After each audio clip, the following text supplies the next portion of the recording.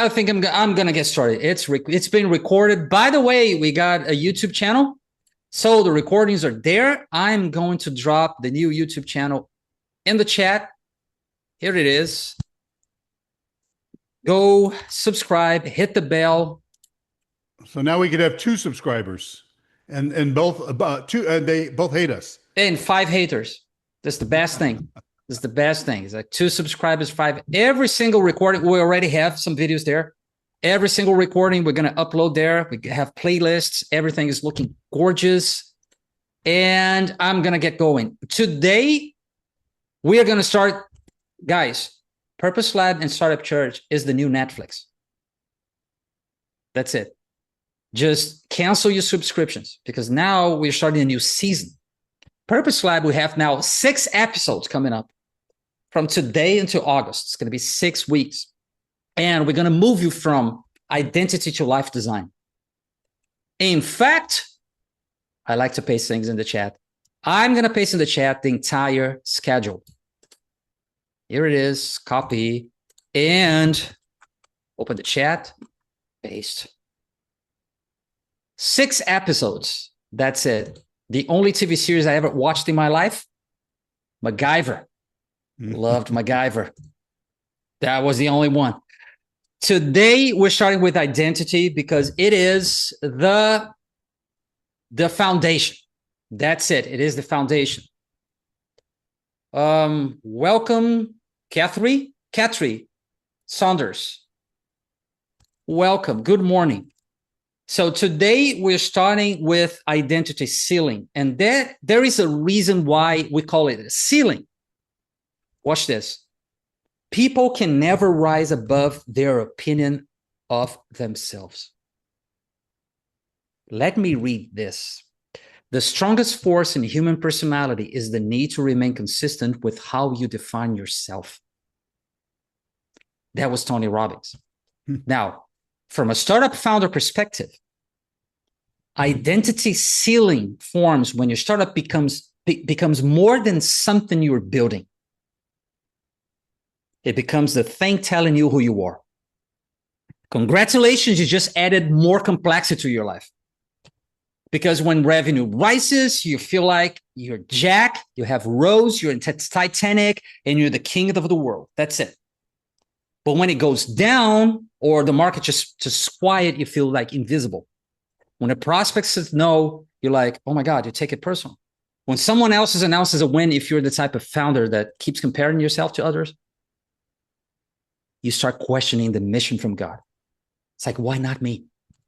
Now, if that happens, if you collapse everything together, the business is no longer just reporting results. It's naming you. The business now became a mirror. That is, let me tell you this up front, that is too much authority to give a startup. It's just a business.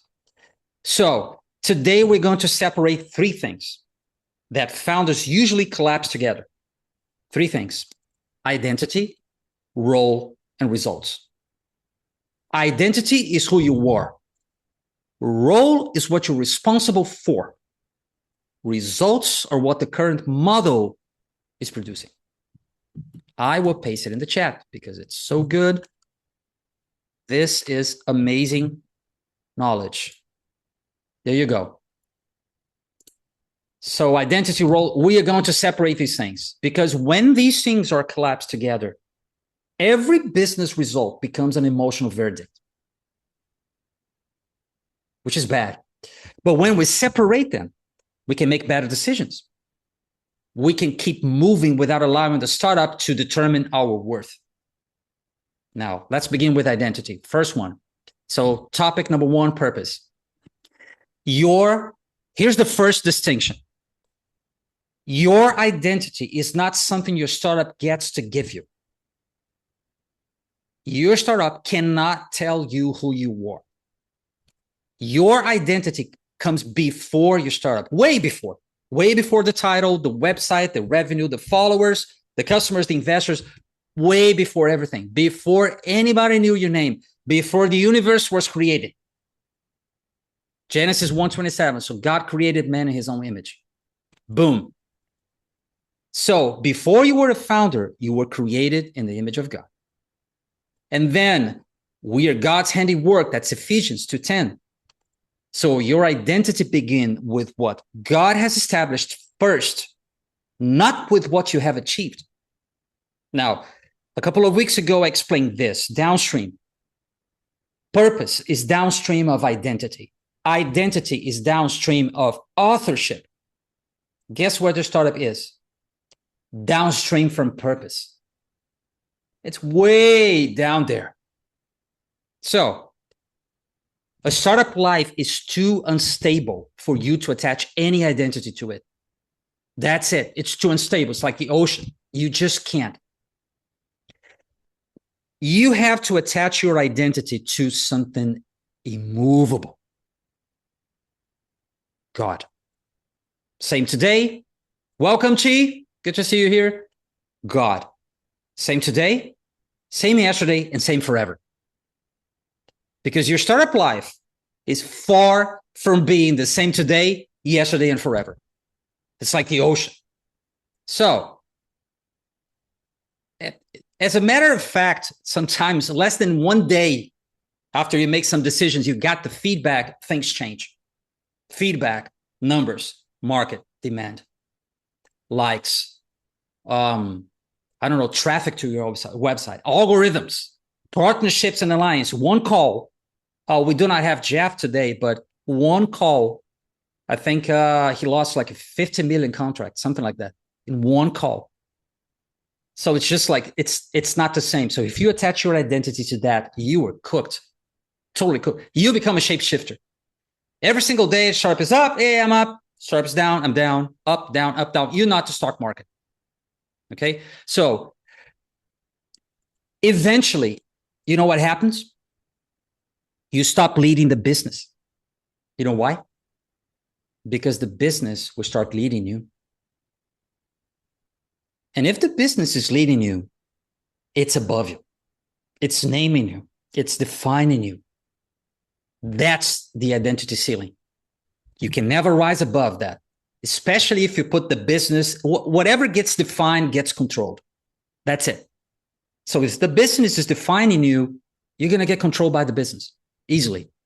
So when the business leads you, it becomes an operating problem. Think about this.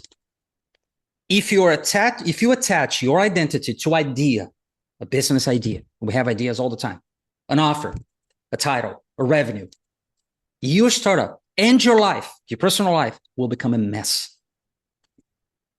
Check this out.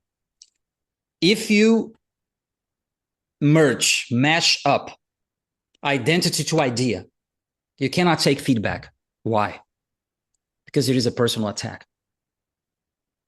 If you mash up identity to offer, you become defensive. Why? Because it is a personal attack. If you mash up identity to title, I'm ex-Google, your ego kicks in. You don't even ask for help. That's it, because it is an attack on your identity. I understand that. And watch this. Mash up identity to revenue. That's when your self-worth will become your net worth, because it is an attack on your identity. So what it all means, if you mash these things up, you are failing as a person, which we know it's BS. You have to be able, as a founder, to say, let's say you participate on the Thursday check-in for the ones who signed up for the Startup Playbook, and they go and say, Gerald, you raise your hand. Gerald, my demand generation is not working. You have to be able to say those things.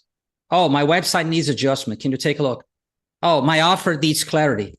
You have to be able to say all those things without saying, my life doesn't work. I suck. I'm a fraud. God forgot about me. You have to be able to detach those things. These things are not related. So from that perspective, what is a healthy founder? I can answer that. It's a founder that can ask those questions, analyze what's going on without being destroyed by it. That's it. That's it.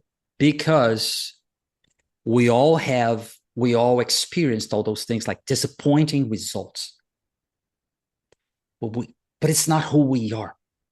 And this is where we're going to connect faith and purpose. By faith, you answer the identity question. I mean, if you are talking to God every single day, you got your fax machines going on, peak technology, thermal paper. You wake up early, you turn on the fax machines, and you start to receive the downloads. You ask, who am I to you? True identity. I'm not talking about lie identity or my identity. I'm talking about true identity can only come from a creator. That's it. The purpose is going to answer the assignment question. What has been entrusted to me? And the startup, guess what? It's going to answer the vehicle question. What am I building to serve people and carry that assignment into the market? That's it. You got to split those three things. The business is something you steward and you measure, but it's not who you are. Okay, here's how you catch yourself. Watch this. Here's how you catch yourself allowing the startup to tell you who you are. Get this sentence, complete this sentence in your head. When my business struggles, the story I tell myself about me is something popped up. We all do that because we've all struggled with our businesses and at a certain point. What is the story? Oh, I'm too old. I'm not good at technology. I don't know. I always ruin things. I'm not credible. Nobody takes me seriously. Oh, I must have missed that opportunity. I always missed opportunity. What is the story? There's always a story. I'm not working. I'm not good enough. I'm not working hard enough. Yeah, I have to work harder. That's it, Christian. That's it. I'm not working hard enough. That's the story. There's always a story. But check this. A startup, your business does not have enough information to make those conclusions about you. It's just part of your life. Only God has full information about who you are. Only Him, not your startup. So here's the reset. You are not building a business to earn an identity. If you're doing that, you're done. You're done. You are building a business from an identity. You are already at the top of the mountain. You already are someone to God. You're building from that, not to earn that. See the difference? That's it. So, created by God, being formed by God in Christ Jesus, responsible for becoming. Here's your responsibility, our responsibility. Be faithful, courageous, disciplined, humble, teachable, truthful. Your startup will report the results, but it cannot name you. Now, I want to ask Gerald, because he has 40 plus years of experience. I was still a kid. The guy was, I'm not saying his age. Your mama was still wiping your bottom. That's it. You see, I was still a kid. I was still watching MacGyver. The guy was already putting together businesses. Now, here's my question. How have you learned to stay grounded when the numbers are bad? And I'm not referring to completely broke, like when you lost everything, like multiple businesses going up and down, up and down. So when the numbers are bad, how have you learned to stay grounded? I think it's a good question. I think when I did lose everything 25 years ago, I think that was a big test of identity for me, because my identity up until that point was everything I touched turned to gold. So I had a reputation for that. People treated me a certain way. I liked the way that they treated me. But what I've learned over the years, I'm 65 years old, is that I am who God says I am, even before the results are in and even when the results are down. And so, for me, there's no longer any fake it till you make it. When I think about Abraham, God changed his name and said he's the father of nations, but he couldn't father a kid. And for a long time, he couldn't father a kid. And, God chose some, Abraham before, well past where most guys could reproduce, right? So the odds didn't look very good. And so I think that I've always resented the idea that, and you see this in pro sports a lot, that somebody would measure my success, or based on, did I win this week or lose this week.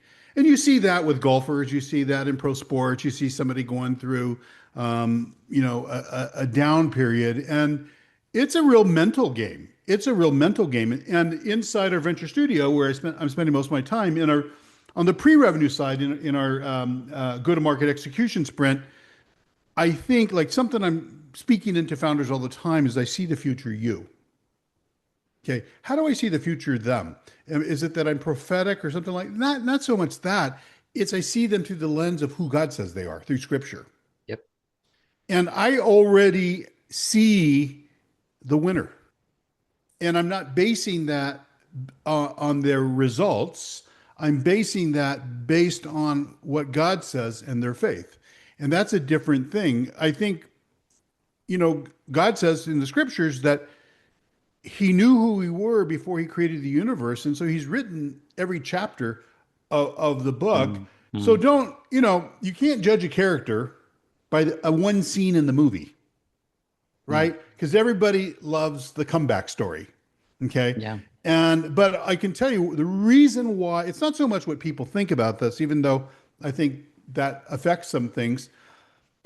But if you're only up when everything's going great, you'll get slaughtered when things don't go great. Yeah. And I think that's the big thing that is big with identity, because we all have this identity that we're trying to project. Mm-hmm. And then there's a perceived identity of people and there's a gap between what we're trying to project and a gap between what people are perceiving. But none of that really makes any difference. It's really just be who God says you are, which is, you're made in his image. Yeah. You're made in his image. So I think that I've learned that I don't walk by sight. I'm not saying I'm immune to these things. Mm-hmm. There's always battle before you could have a victory. So I think there's always a battle there. Mm-hmm. But I've shared, and let's see what others think. But I'll share this. When I lost everything, I think I've always been a car guy, so I've had a lot of cars. And when I lost all my cars, I had to drive some junker someone loaned to us. I didn't feel like the same guy. And then I'm just being honest. And that's when I realized, like, I have a bit of a pride problem, and too much of my identity's based on my stuff. And it was really painful to work through that. These days, as I'm older, I'm pretty steady Eddie. I see. I've surrendered to become the founder that God wants me to be for this season. Yes. And that's what I have my eyes on. And I know I'm a work in progress. How about you, Chris? Is it Hugman? I can't say your last name. How have you kept your, in the down seasons? We all have down seasons. It's like you're playing golf and you just have a bad round and it just seems like, oh my God, like, how have you stayed up mentally when, like, your results aren't there? Well, I appreciate the question. It's in our business, we've been in it for 10 years, and ups and downs. And a friend of mine says it more succinctly. He says it, having your own business will keep you on your knees. And I think that's absolutely it. And I think God does bring those things about. He allows those things to bring us to our knees, to recognize our dependence on him, to recognize how little control we have and how sovereign and loving he is. And so, I guess my simple answer to your question is just that, is that it forces you to prayer. unfortunately, it's not as regular as a during the good times as it is during the bad times. And then, of course, that leads you to, am I turning to God because of what He offers or of who He is? And that creates a whole nother introspection. So I don't know. That would be my No, I response. think that's good Mhm. and it's honest. And I think what I've learned, at 65 and 42 years in of building ventures is that morning meeting with God every single day is what keeps me grounded. And that's because then no matter what storms come my way, I'm not walking by sight, circumstances. I'm walking by faith in the belief of what He says about me, and that's the side of things. So I don't know, Christian, how have you felt like, how do you keep up? Look, my first business, we kind of broke and we had to reinvent. We had a successful run, but the first years was like we broke. We didn't have food to eat. Me and my wife, we didn't have any children. It was terrible because my identity was totally attached to it. The Oh yeah. business went down, and I was an atheist. To make things worse, okay, just to make things worse, just for just here's the kicker: I was an atheist. Boom, slide to the ground. Now I don't have those. I don't have those moments anymore. I'm steady Eddie, like you said. It's completely detached. I remember years ago, before Gerald BG, before Gerald, I No. was talking to a guy, a founder in Australia. I'm sorry, but his accent was so thick. I need closed caption.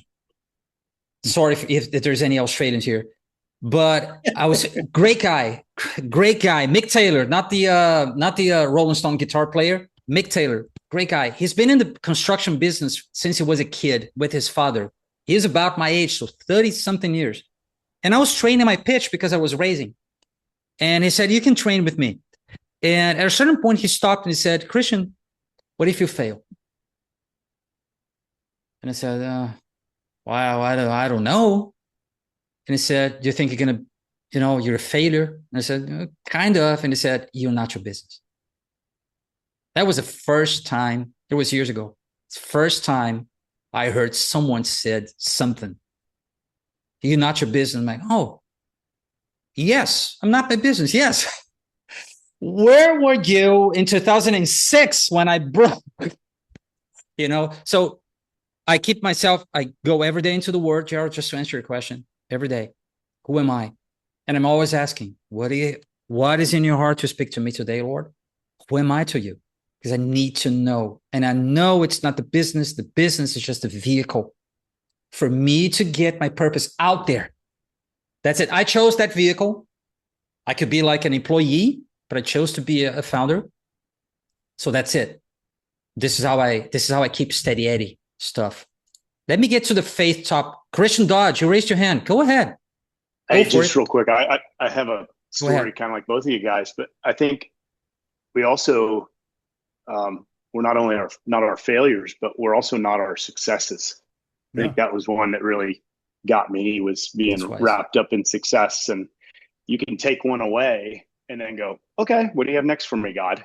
And not live in that failure, but living in the success and owning it and trying to do it a certain way isn't allowing God's new way. And for me, when I lost everything, I feel like Gerald, for me, it finally was a time where he had to open up my hands and just get rid of everything, to where I was holding on to nothing.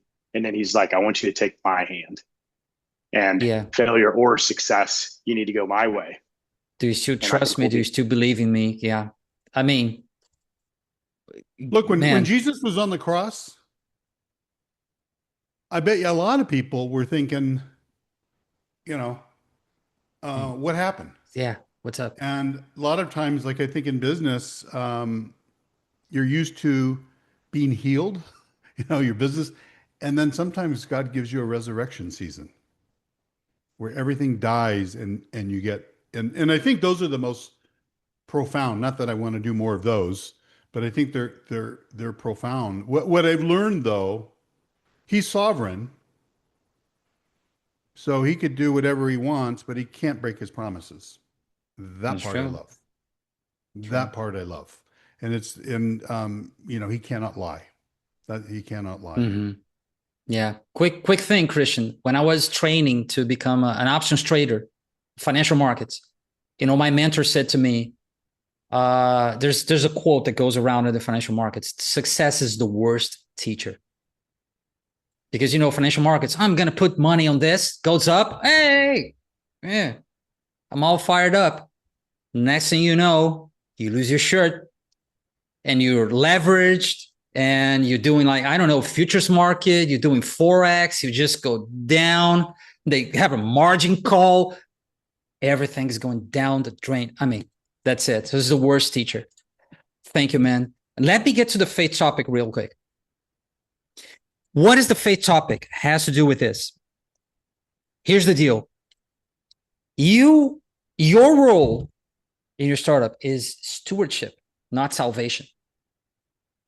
So now we have separated identity from startup, but now we need to define your role as a founder, as a faith-driven founder. Because, okay, you can go, my startup does not define me. I'm free from that curse.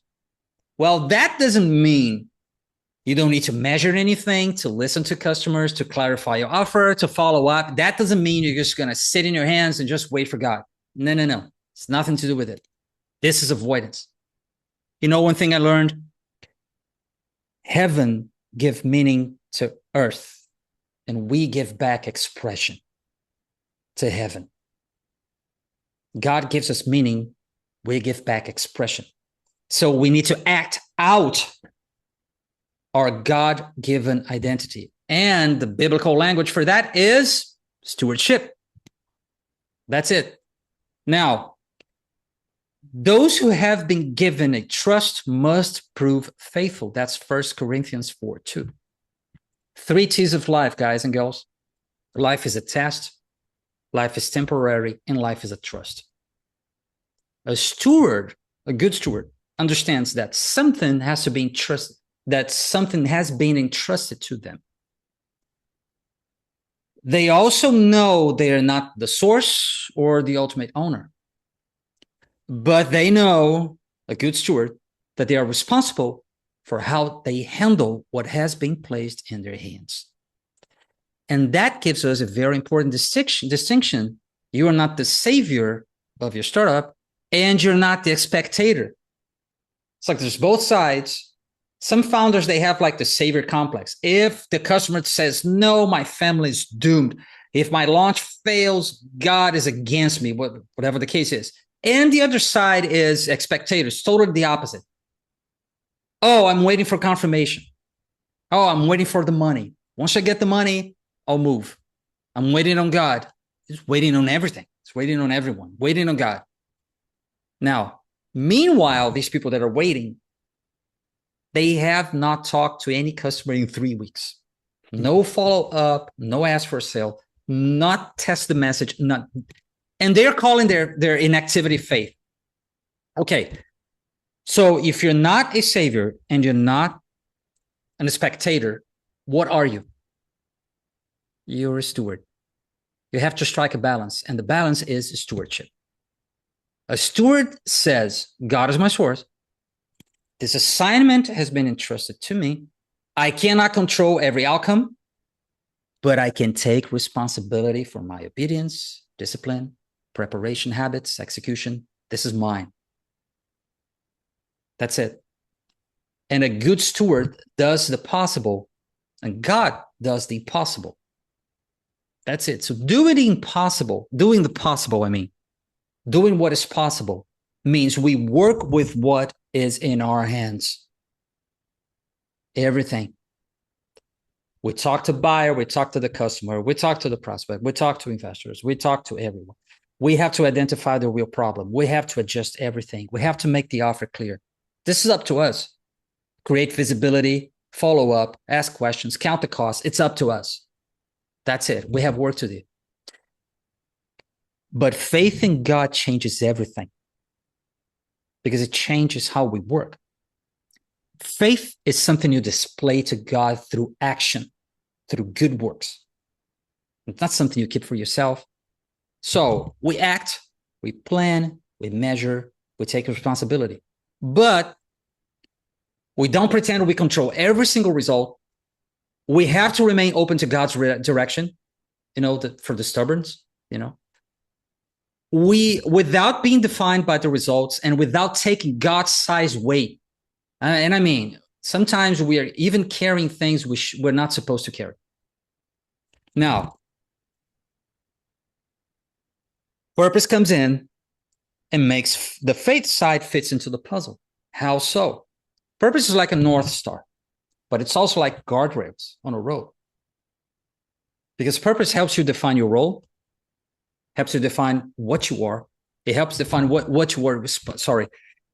Purpose defines your role, helps you define the role, and it helps you define what you are responsible for and what you are not responsible for. And this is something that I've seen people over and over again committing this error. You are not responsible for everything. You have to be able to say no. I remember I was still living in Brazil, and there was, I don't know if you guys know Miles Davis. That's it, the jazz. I love jazz. There was a Miles Davis exhibition.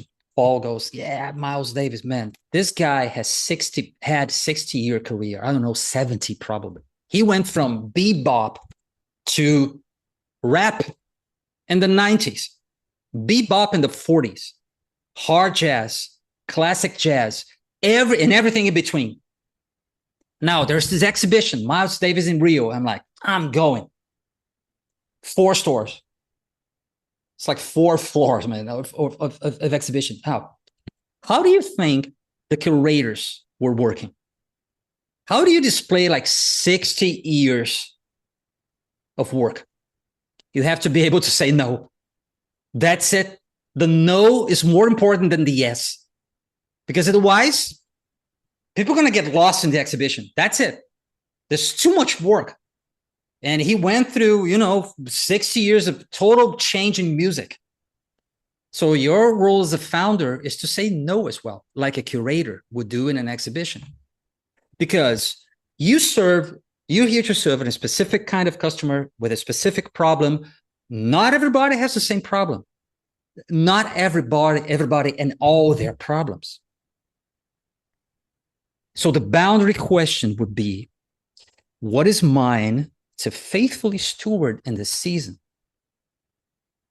Your role in what needs to be done can change from season to season.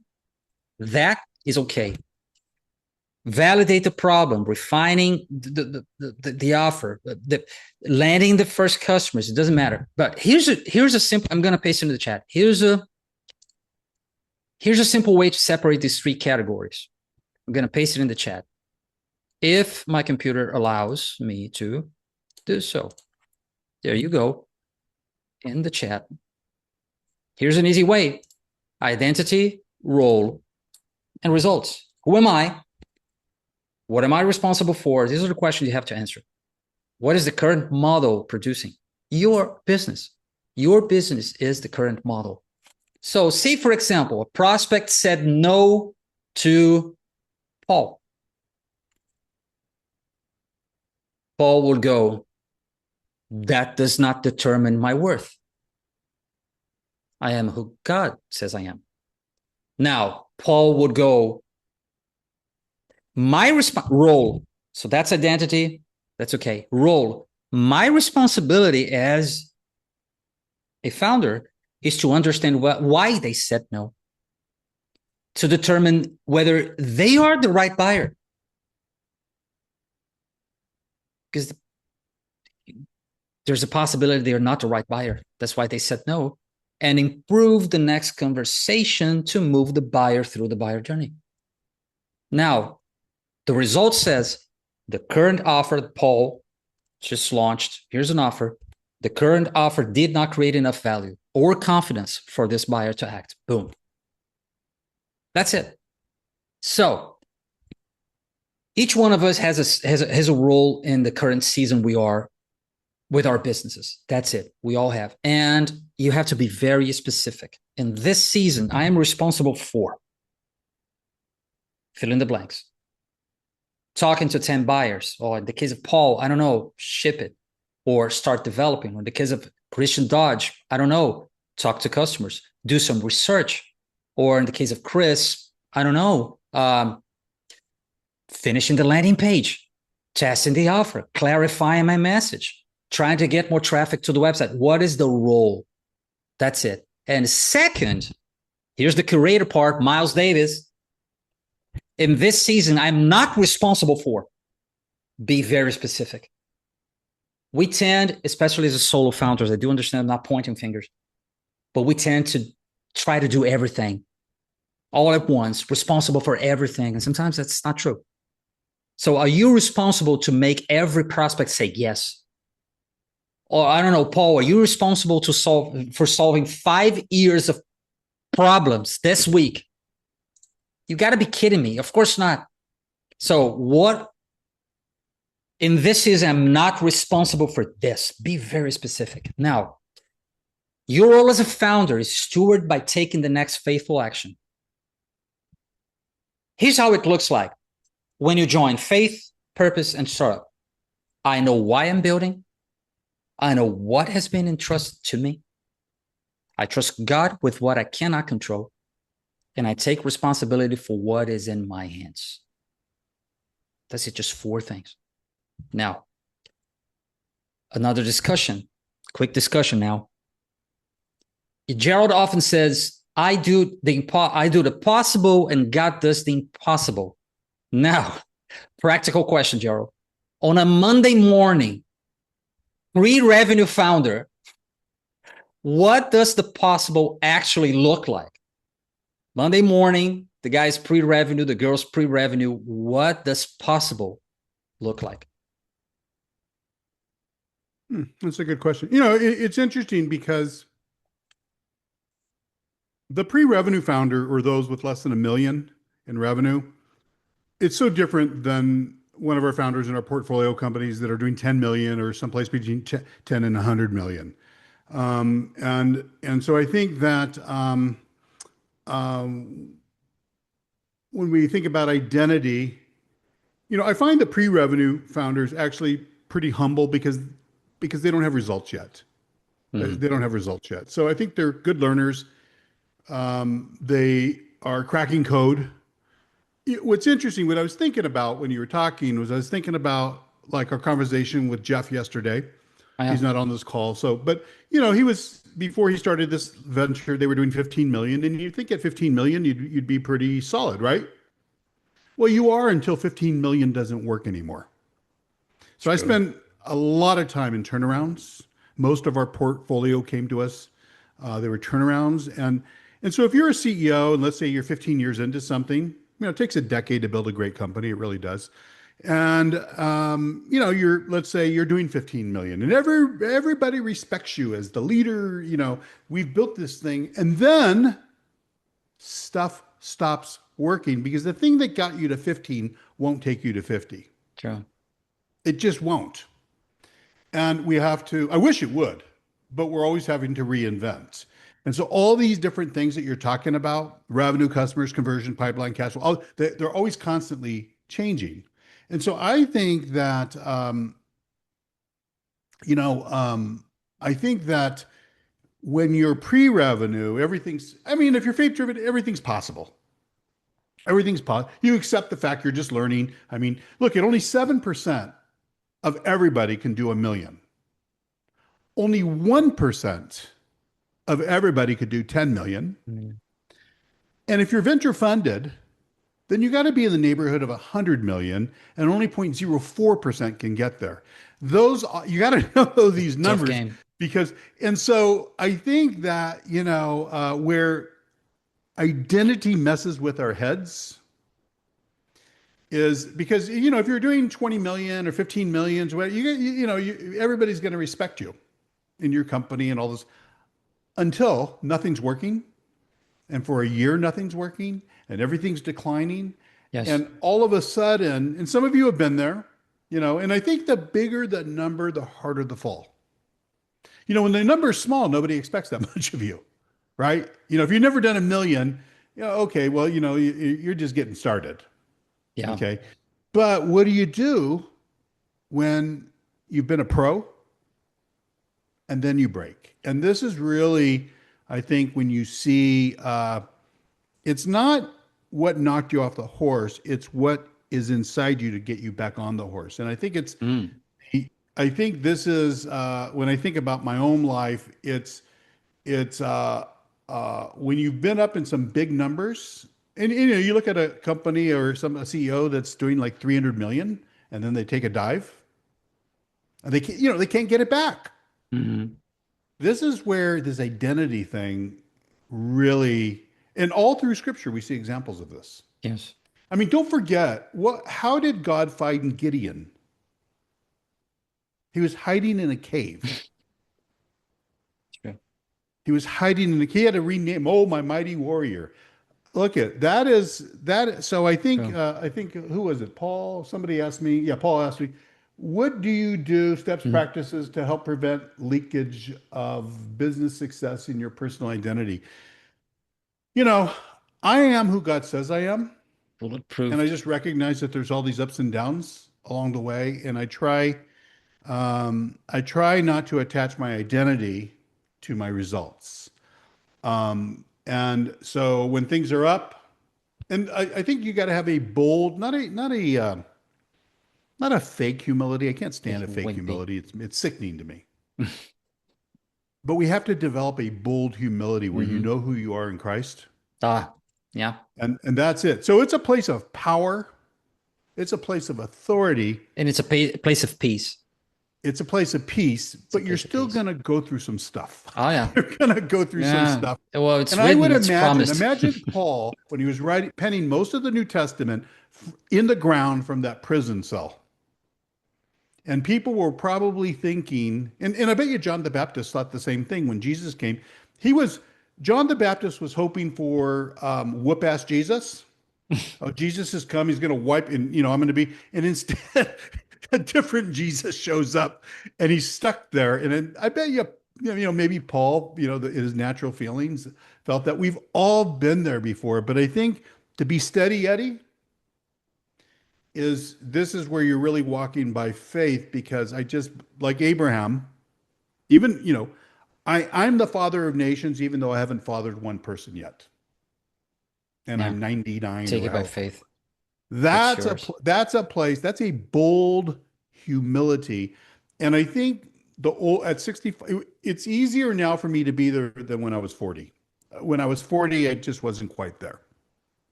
Yeah. And you know what I do, Paul?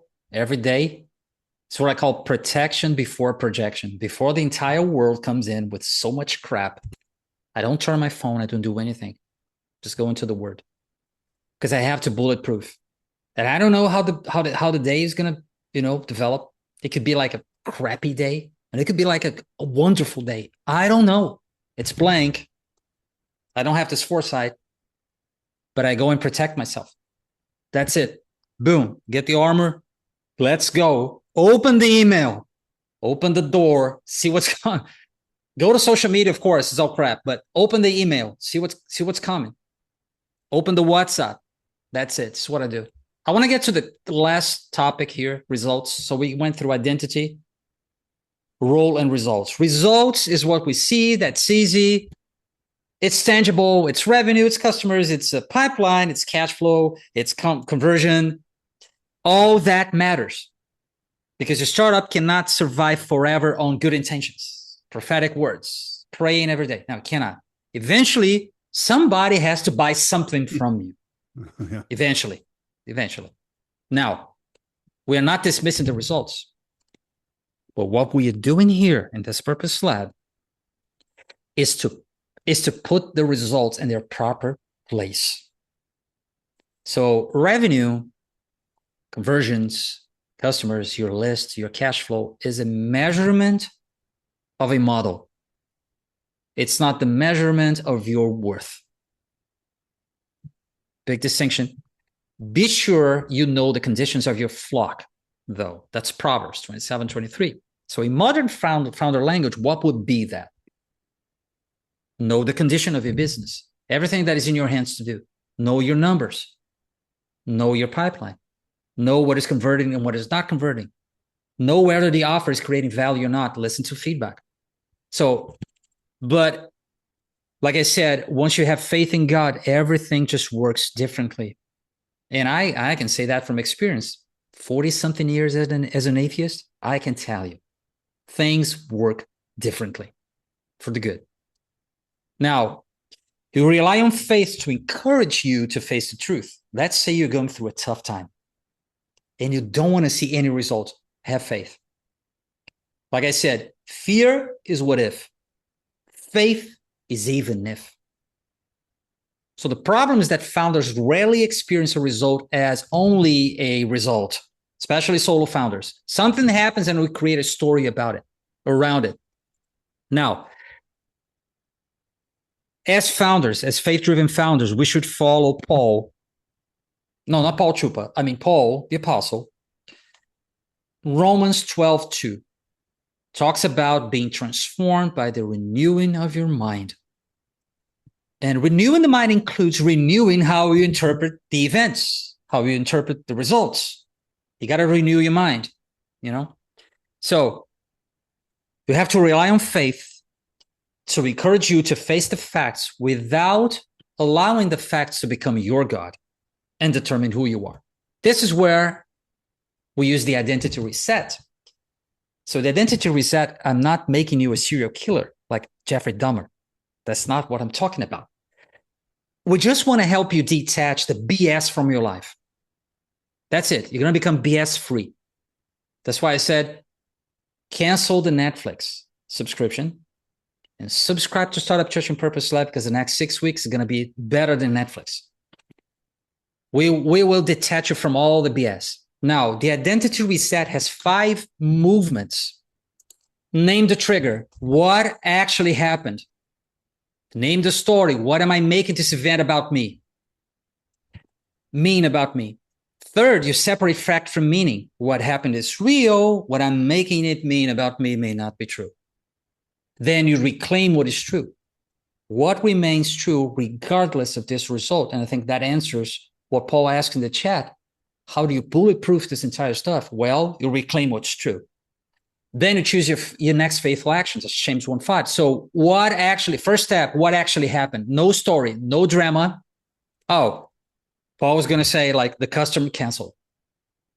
That's it. Christian is going to say the investor passed.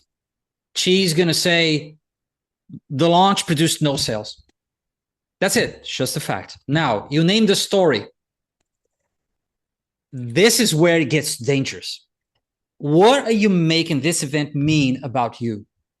And the more you make about you, the worse it becomes. Because now, the story, like Christian said, I need to work harder. That's the story. I'm not credible. I need to work harder. I'm not called. I'm too old. I'm behind. I always fail. This is where the BS jump scares you. That's it. It's like a jack in the box. It jumps right in your face. Third, now you need to split these things. You have to separate. You say, what happened is real. I'm not denying the existence. But what I'm making it mean about me may not be true. So you detach what happened, movement 1, from the story you're telling about yourself, movement 2. Fourth, here's what Paul asked in the chat. This is where you're bulletproof. You reclaim what's true. What remains true regardless of this result? Now, this is where you drive a wedge between the BS. Now you have movement 1, what happened? Movement 2, you tell the story, like they're mashed up. No, you're going to go and drive a wedge between them. No way, detach, decouple. I'm created in God's image. I'm God's handiwork. And God wants me to succeed. I'm capable of learning. I have no problem in learning. I can receive correction.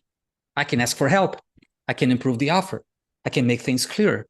I can make different decisions. I can recover forever. I mean, you can go on and on and on and on and on, but you have to be in the Word, of course, because how do you know what God knows about you if you're not there? Fifth step, last step, you choose your next faithful action. Like I said, faith is displayed by actions and the fruits of your actions. This is how you know if a person is faithful or not. It's by their actions. James 1, oh, but I don't know what to do. James 1:5, go to God, ask for wisdom. He won't find any fault. However, you cannot be double-minded. Now, we ask God for wisdom, and then we take the next responsible action. Don't try to guess the next 5 steps. You just get the very next one. Now, here's an important connection between purpose and startups. The assignment might be the right one, but you might be using the wrong model. And I've been through that not long ago. I remember I was going through incubator cohort number 3 with Gerald. And I got to Numify. And Numify was always about moving people from old self to new you. That's it. Goodbye, old self. Hello, new you. That's it. That was the motto. That was the slogan. And in one conversation, I was meeting with Gerald. I was not clear. I was struggling with segments. That's it. Lean Business Canvas was a hell of a task. I was hating it. I was like doing 5 times, 6 times, 7 times. I could not nail the segments. And in one conversation, Gerald said this, more or less in paraphrasing, oh, so you're targeting people whose lives are off track because they lack purpose. I was like the meme guy, Robert Redford, Jeremiah Johnson, like, yeah, you nailed it. So the thing I was called to do was to move people from one place to another, but my segment was unclear. I have to be honest. And I said to Gerald, saying, I'm struggling with this. What is my segment? It was a simple stuff, but I have to be really honest. Then we redefined. Oh, we got to target an ocean of desperation, not a pond of discomfort. My business has to be an ER, not a gym membership. Then we changed the message. Leads were coming in as soon as I launched Numify. Because we just changed the message on LinkedIn, changed the message of the hero, changed the conversion tool. We're not using the quiz anymore. We were going like free course. Boom, leads were flooding. And that's guys, that's a stewardship. You got to be really honest. Not knowing my segment never made me question my identity. We don't like it. We tend to bitch about it. We agonize over it, but we crack the code. But it's not who I am. That's it. So now that my role at that time was clear, I had to take the next step. It's the same with you. It's the same with Chris, Chi, with Mark, with Christian, with Paul, with Rick. It's the same stuff. What is your next step? You persist and you adjust. That's it. Wisdom helps us discern which is which. For you, it might look, for me, it was like persist, agonize over it, crack the code, and adjust. For you, I don't know, Christian, could be stop what you're doing right now before you pivot or before you crash. It could be just that. Your next faithful action would be, I have to stop before I crash. That's it. It could be like this. It's going to change. So here's a quick audit. I know I'm getting top of the hour. Here's a quick audit. What is the number that triggers you the most? The fear in you. Bank balance, revenue, number of customers, number of followers, numbers of people who attended your event or your launch. What is the number that triggers the fear in you? Now, what story do you tell yourself when that number disappoints you? That's it. What story? I'm a big failure. I remember Purpose Lab was just starting. I think it was my second Purpose Lab. And I got 2 people. Funnily enough, 2 Christians. Christian Dodge, Christian Heyman. So 3 Christians walk into a bar. I mean, it was crazy. We had so much fun. We had a blast. And we were making jokes, we were cracking jokes, but I went through the program, I went through my notes, but it was just 2 people. And I'm like, what story am I telling? Shut it down, think about it. I was just starting. I had like 10 people signed up. What is the story? No story, please. I don't care what pops up in my head, I'm not listening to it. That's it. This is how you have to face this stuff. Now, what does the number actually tell me about the model? That's it. You got to act like a startup founder. And what is my next faithful action? That's it. So 20 people saw the offer. Nobody bought it. Chi is complaining. And I'm like, okay, Chi, what is the story you tell yourself? Because 20 people saw the offer. They were in your event. They appeared. Nobody bought. Oh, nobody wants this. I'm a failure. No. 20 people is a small sample. And the current combination of buyer, problem, message, offer might not be the right one. Let me get the mix right. So what is Chi's next faithful action? I'm going to speak to 5 of those people. Ask what wasn't clear, revise the problem, test it again. It's night and day. She could go to bed and cry her eyeballs out. I mean, it could happen, but it doesn't have to be this way. Now, that's it. Getting top of the hour. Here's a quick summary of today's conversation. Identity, role, results. Identity is who am I? My identity received from God. Turn on your fax machines every morning. That's it. Thermal paper, peak technology. Your role is what I am responsible for. Your role is to be a faithful steward. That's it. God has entrusted you with something, with a mission, with an assignment. You have to be a faithful steward.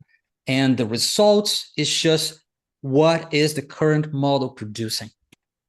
So the results are just feedback that is going to help you make wiser decisions. Your startup is important. It is the vehicle you chose. You could be an employee. You could be a 9-to-5er, but you chose to be a business person. That's it. So you chose the vehicle. You were called by God to carry out your purpose. It's fine, but your startup cannot carry the weight of telling you who you are. That's it. Final nail in the coffin. Gonna bang this. Your startup cannot carry the weight of telling you who you are because it doesn't have any information about you. That's it. You are not your startup. So my final handoff. Gerald, you got 30 seconds. I think I freak out when I don't know how to fix something. Yeah. Which is, if I get into a turnaround and they've been trying to turn it around, they can't, and I don't know how to fix. That's one. I don't deny the results. I just deny their right to exist going forward. Boom. So that's my attitude with it. It's like, I'm not in denial of what happened, but I deny its right to continue. And it's the James 1:5. I can go to God for wisdom for the fix. And that's like for the last 3 decades of building a venture studio, that's my routine. And you deny not only the right for it to exist, but to define who you are. Totally. I'm not defined by those results. A doctor's not defined by the illness of the patient. That's good. And it is recorded. I'm going to steal it. You can have it. I'm going to give it credit once, and then it's my idea. All right. That's it. Guys and girls, do you have any questions? Anything you want to add? Oh, Chris, you raised your hand, sir. No, I got to drop to catch another call. Oh, okay. So it was a good adios, sir. Adios. Thank you so much for being here. Yeah. So guys, if you don't have any questions, the workbook is in the chat. Oh, Chi, we started a YouTube channel. I don't know if you can see in the chat. The recordings are there. Okay, great. Thank you. Yeah, it's CanaGlobal Network, and all the recordings are there because the last time you asked, where's the recording? And now we have a channel and everything is going to be uploaded there. And we have this free workbooks. If you guys have any questions, you want to shoot an email. If you are in the startup check-in Thursday night and startup church tomorrow, that's it. Let's go. Let's rock and roll. Thank you very much. Mark, Paul, Rick, Katri, Christian, Ashish, Chi, Mr. Gerald Duran is a wingman. I'm signing off.